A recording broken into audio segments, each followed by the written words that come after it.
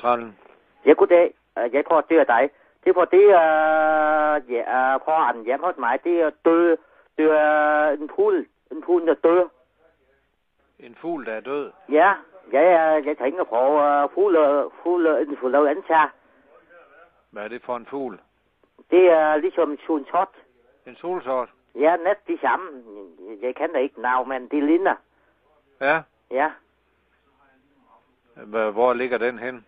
Ja, jeg bor i Mandø-Vinget. Mandø-Vinget, ja, men... Nummer 31. Er den fløjet imod et eller andet, eller ligger den bare, eller...